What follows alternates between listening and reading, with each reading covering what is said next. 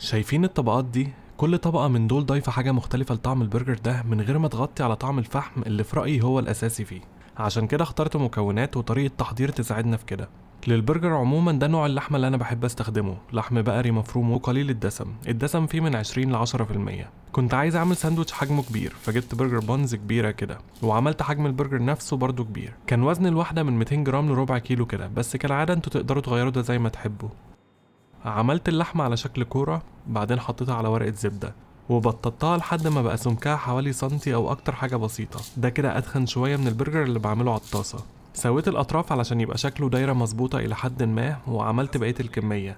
دي مش هتصغر او تكش قوي في السوا علشان اللحمة اللي مستخدمها الدسم فيها قليل، بس في كل الحالات بحاول اخلي البرجر وهو ني كده اكبر من البرجر بان او العيش اللي هحطه فيه بعد ما يستوي، عشان لما يصغر حجمه في السوا يفضل برضو حجمه مظبوط في الساندوتش وما يبقاش فيه اطماط كتير فيها عيش بس من غير لحمة. شلت الدواير دي في الفريزر نص ساعة عشان تمسك نفسها، وفي النص ساعة دي ولعت الفحم وجهزت بقية الحاجة. اول حاجة دهنت البنز من جوه بالزبدة، سبتها تطرى بره التلاجة شوية الاول عشان اعرف افردها بسهولة. كمان قطعت الخضروات اللي كانت عبارة عن بصل وده هشويه على الفحم وطماطم وخس. كمان هستخدم البيف بيكن المدخن ده بديل حلال للبيكن معمول من اللحم البقري، ممكن تبدلوه بالبسطرمة او في الصوص التركي المدخن او تستغنوا عنه خالص لو مش عندكم، بس هو حلو.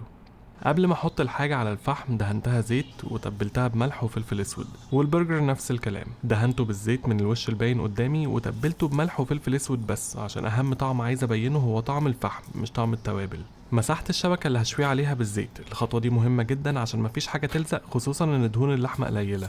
حطيت اللحمة على الفحم ودهنت الوش التاني برضو بالزيت وتبلته بملح وفلفل اسود، وحطيت بعد كده البصل مش عشان يتشوي بس عشان ياخد طعم الفحم بس، وحطيت البيكن والبرجر بان وده اسرع حاجة هتتشوي. اول ما اتحمص من تحت كده شلته. لما البرجر استوى من تحت قلبته، اتأكدوا انه استوى من تحت ومسك نفسه قبل ما تقلبوه عشان ما يتكسرش منكم.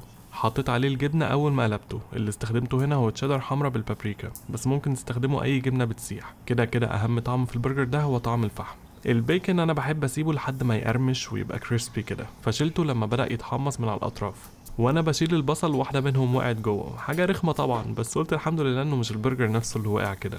لما الوش التاني للبرجر استوى وهو لسه جوسي قبل ما ينشف شلته من على الفحم. بما انه مشوي على الفحم فانسب صوص يتحط عليه هو الباربيكيو صوص، حطيته من تحت وعليه الخس والطماطم، وفوقيهم البرجر بالجبنة، عليهم البيكن والبصل وباربيكيو صوص تاني.